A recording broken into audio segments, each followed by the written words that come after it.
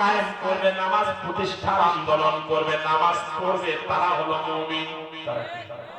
মুমিনদেরকে বন্ধু বানানোর কথা কে বলেছে? আমরা এমন ব্যক্তিদেরকে বন্ধু সাথে নেতা বানাই, নামাজ কায়েম করা তো দূরের কথা, নামাজ প্রতিষ্ঠিত করা তো দূরের কথা, নামাজ পড়া তো দূরের কথা, কয় জানাজার নামাজ 5 রাকাত। আমার এলাকায় এক বড় দলের বড় লিডার, যেরকম কি নাম না বলি, বড় দলের বড় লিডার, এখন বড় লিডারের ভাই মারা গেছে, এখন এমপি বড় লিডার বলে কথা, তার ভাইয়ের জানাজায় শত শত মানুষ হাজির হয়েছে। এখন জানাজার সময় হয়ে গেছে, লাশ সামনে হাজির, ইমাম সাহেব দাঁড়িয়ে আছে শত শত মানুষকে নিয়ে, অথচ লিডারের কোনো খবর নাই। লিডারের কি লিডারের খবর নাই। তো মাদ্রাসার ছাত্ররা যে কয়, স্যার আপনার ভাইয়ের জানাজার সময় হয়ে গেছে, লাশ এসে গেছে, শত শত মানুষ আপনার জন্য অপেক্ষা করছে। লিডার কয়, আরে বাবা একটু অপেক্ষা কর, উযু করে নেই, 5 রাকাত নামাজ তো পড়তে হবে। জানাজার নামাজ কয় রাকাত? জানাজার নামাজ নাকি 5 রাকাত। এদেরকে আমরা বন্ধু, এদেরকে আমরা সাথী সংসদে বাজাই। অথচ মুমিন সিনার 3 নাম্বার উপায় হলো আল্লাহর জমিনে যারা নামাজ কায়েম করবে, প্রতিষ্ঠার আন্দোলন করবে, নামাজ পড়বে, তারা কি মুমিনদেরকে বন্ধু সাথে নেতা বানানোর অর্ডার কে করেছে? 4 নাম্বার মুমিন সিনার 4 নাম্বার উপায় হলো ওয়া মিম্মা রাযাকনাহুম ইউনফিকুন।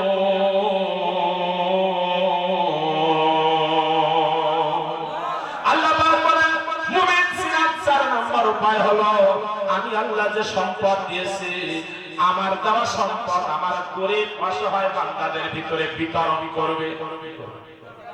আল্লাহর দেওয়া সম্পদ যদি গরিব অসহায় মানুষের ভিতরে বিতরণ করে, সে লোকটা কি? আর মুমিনদেরকে বন্ধু সাথী নেতা বানানোর কথা কে বলেছে?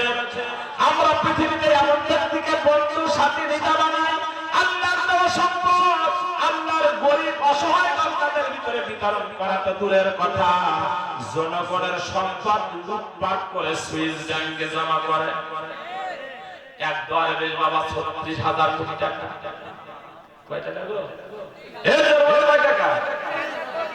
ভাই আমি কোরআন বুঝাতে পারছি আপনাদের? মুমিন সিনার 4 নাম্বার উপায় হলো আল্লাহর দেওয়া সম্পদ আল্লাহর গরিব অসহায় বান্দাদের ভিতরে বিতরণ করে দিবে। সে হলো কি? আমরা এমন ব্যক্তিদেরকে বন্ধু সাথী নেতা বানাই, আল্লাহর দেওয়া সম্পদ জনগণের ভিতরে বিতরণ করা তো দূরের কথা, জনগণের সম্পদগুলো লুটপাট করে সুইস ব্যাংকে। ঠিক না বে ঠিক? আর জোরে বলেন। আমার বন্ধু, যদি আমরা মুমিনদেরকে বন্ধু বানাতে পারি, আল্লাহ পাক বলেন মুমিনদেরকে যখন তোমরা বন্ধু সাথী নেতা বানাবা, ফা ইন্না হিজবাল্লাহ, আল্লাহ পাক বলেন যে দেশের মানুষ মুমিনদেরকে বন্ধু বানাবে, আমি আল্লাহ আমার ভাষায় ওরা হলো আমার দলের মানুষ। কার দলের? এজন্য বলেন আমরা কার দলের মানুষ হতে চাই? হাত উঁচু করে বলেন, কার দলের মানুষ হতে চাই? আল্লাহর দলের মানুষ হতে গেলে বন্ধু বানাতে হবে কাদের? আওয়াজ মনে থাকবে তো? কয় হুজুর আওয়াজ মনে থাকবে, কিন্তু সময় আসলে জায়গায় পড়বে। এ কানাকানি খেলা বোঝেন? কানা দুইশো বন্ধ, চোখে কিছু দেখে না, কানা কিছু দেখে না, কিন্তু ঠিক জায়গা দেখে। কানাকানি খেলবেন? কানাকানি খেলবেন কিনা সামনে সময় আসতেছে, বোঝা যাবে। আমার বন্ধুরা, মুমিনদেরকে যদি আপনি বন্ধু সাথী নেতা বানাতে পারেন, তাহলে কার দলের হবেন? আল্লাহ পাক বলেন বান্দা যখন আমার দলের হয়ে যায়, যে দেশের মানুষ আমার দলের হয়ে যাবে, ওই দেশের মানুষের জন্য আমি আল্লাহ একটা পুরস্কারের ব্যবস্থা রেখে দিয়েছি। ফা ইন্না হিজবাল্লাহি হুমুল গালিবুন।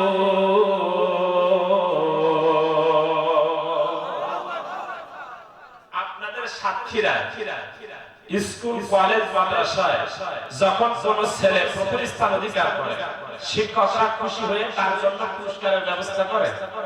এই সরকার করে, আপনাদের স্কুলগুলোতে করে কেন?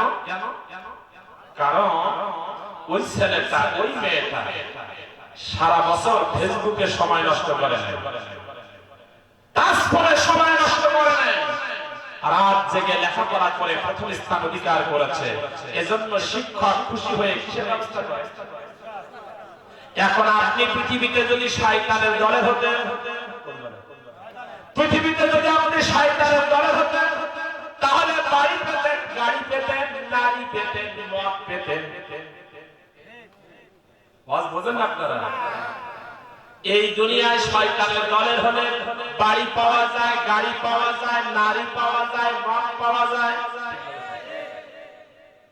এত কিছু পাওয়ার পরেও আপনি শয়তানের দল ত্যাগ করে আল্লাহর দলের হয়ে গেছেন।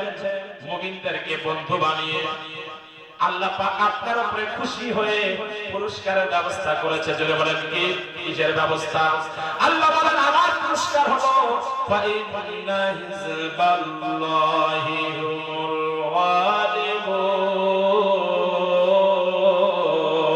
গালিবুন।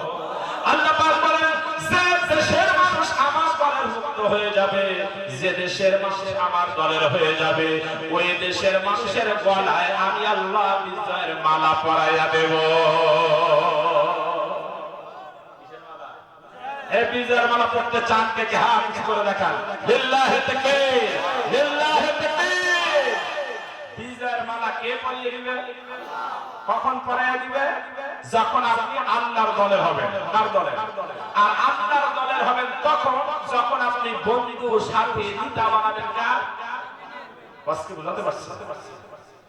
কিন্তু আপনি যদি আল্লাহর দলের না হয়ে শয়তানের দলের হয়ে যান, আল্লাহ রাসূল বলেন যে দেশের মানুষ আল্লাহর দলভুক্ত না হয়ে শয়তানের দলভুক্ত হয়ে যাবে, ওই দেশের মানুষের গলায় কখনো বিজয়ের মালা উঠবে না। কিসের মালা? যে দেশের মানুষ আল্লাহর দলের না হয়ে শয়তানের দলের হয়ে যাবে, ওই দেশের মানুষের গলায় তখন আর বিজয়ের মালা উঠবে না। ওই দেশের মানুষের উপরে তখন তিনটা মুসিবত নেমে আসবে। জোরে বলেন কয়টা? আরো জোরে বলেন কয়টা?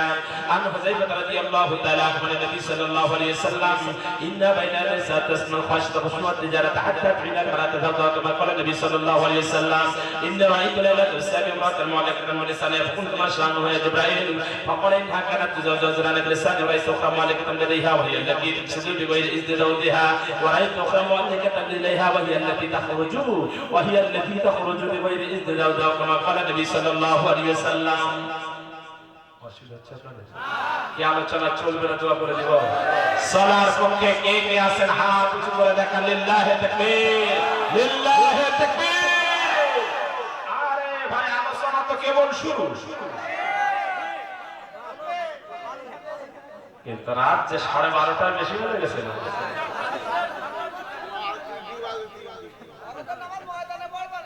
আমার ভাইরা না, আগামীকাল এখান থেকে 350 কিলোমিটার আবার যেতে হবে। গতকাল মাহফিল করছে টাঙ্গাইল জেলা মধুপুর থানা, মধুপুরের আনারস খাসা।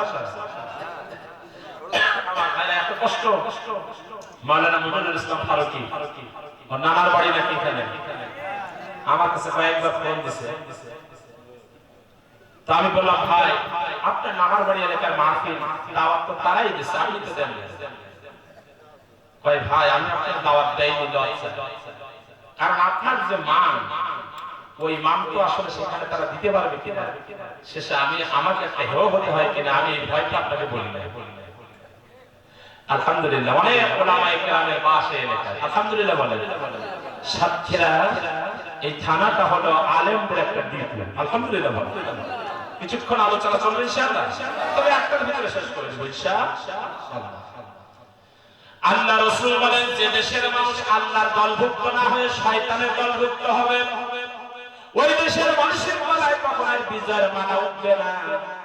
মুসিবত আসবে কয়টা? আর জোরে বলেন এক নাম্বার মুসিবত আসবে। আল্লাহ নবী বলেন ওই সমাজের শাসক সম্প্রদায় তখন জালেম হবে। কি হবে? ওই দেশের শাসক সম্প্রদায় কি হবে?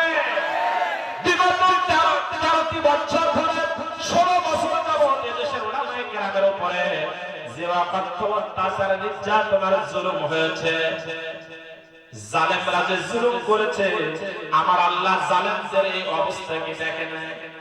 আরো জোরে বলেন, ওয়ালা তাহসাবান্নাল্লাহা গাফিলান আম্মা ইয়া'মালু যালিমুন। 14 নম্বর সূরা, সূরা ইব্রাহিম 42 নম্বর আয়াত। আল্লাহ রাব্বুল আলামিন বলেন, জালেমরা যখন আলেমদের উপরে জুলুম করে, অত্যাচার করে, ওরা কি মনে করে আমি আল্লাহ গাফেল? আল্লাহ কি গাফেল?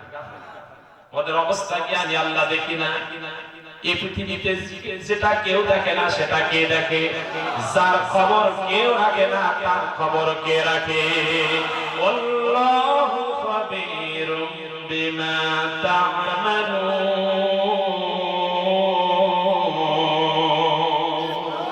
আল্লাহ পাক বলেন, জালেমেরা আলেমদেরকে আয়না ঘরে করে অত্যাচার আর জুলুম যখন করে, দুনিয়ার কেউ খবর না রাখলে আমি আল্লাহ খবর রাখি।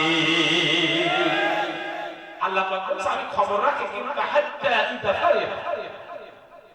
6 নম্বর সূরা, সূরা আনাম 43 নম্বর আয়াত। কয় নম্বর? আল্লাহ পাক বলছে ওরা যখন অত্যাচার করে আলেমদের উপরে, ভালো মানুষের উপরে, আমি আল্লাহ এর খবর রাখি, কিন্তু ওদের সাথে সাথে ধরি না। যেরকম কি করি না? আমি আল্লাহ ওদের কিছু সময় ছেড়ে দিই। যেরকম কি করি? জালেমদের কিছু সময় অবকাশ দেই। ছেড়ে দেওয়ার কারণে ওরা যখন বেপরোয়া হয়ে যায়, কি হয়ে যায়? ওরা যখন বেপরোয়া হয়ে যায়, আমি আল্লাহ তখন জালেমদের মূল কেটে দিই। কি কেটে দেয়? জালেমদের মূল কখন কেটে দেয়? যখন জালেমরা কি হয়ে যায়? বেপরোয়া হয়ে যায়। মানে কি হয়ে যায়? নমরুদ জুলুম করছিল কার উপরে? ইব্রাহিম আলাইহিস সালামের উপরে। নমরুদকে কি আল্লাহ সাথে সাথে ধরছিল? ধরে না। কিছু সময় নমরুদকে ছেড়ে দিল। যেরকম কি করল? তো নমরুদকে অবকাশ দেওয়ার কারণে নমরুদ বেপরোয়া হয়ে গেল। আল্লাহর খলিল ইব্রাহিম আলাইহিস সালামের উপরে অত্যাচার আর জুলুম বেপরোয়া ভাবে করতে শুরু করল। আল্লাহ পাক তখন একটা ল্যাংড়া মশা, কি মশা?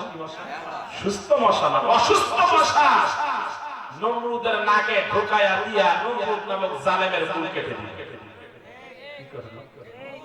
ফেরাউন জুলুম করছিল কার উপর? আল্লাহ পাক কি ফেরাউনকে সাথে সাথে ধরছিল? ফেরাউনকে আল্লাহ কিছু সময় অবকাশ দিল। অবকাশ দেওয়ার পরে ফেরাউন বেপরোয়া হয়ে গেল। কি হয়ে গেল? অবকাশ দেওয়ার কারণে ফেরাউন কি হয়ে গেল? বেপরোয়া হয়ে বলতে শুরু করলো আনা রাব্বুকুমুল আলা।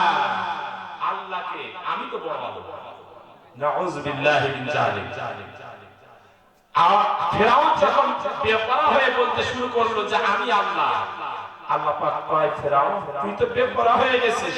ফাকুতিয়া আযাবিল কওমিল্লাযিনা যালামু। আল্লাহ পাক তখন ফেরাউন নামক জালেমকে নদীতে চুপাইয়া ফেরাউনের মুখ কেটে দিল। কি কেটে দিল? আবু জাহেল জুলুম করছিল কার উপর? মুহাম্মদ সাল্লাল্লাহু। কিন্তু আবু জাহেলের জিলমের মাত্রা যখন চরম শিখরে পৌঁছায় গেল, আল্লাহ পাক বদরের প্রান্তরে মাহাজার বাউবিস দুইজন নওজোয়ান যুবকের মাধ্যমে আবু জাহেল নামক জালেমের মুখ কেটে দিল। 2024 সালের 5 আগস্ট। এর আগে 16 বছর যাবত বাংলাদেশের উলামায়ে কেরামের উপরে যারা অত্যাচার নির্যাতন আর জুলুম করেছে, আল্লাহ পাকের সাথে সাথে ধরছিল। আল্লাহ পাক ওদেরকেও ফিরাউনের মতো অবকাশ দিল। যেরকম কি করলো? অবকাশ দেওয়ার পরে ওরা বেপরোয়া হয়ে বলতে শুরু করলো 21 সাল, না 41 সাল।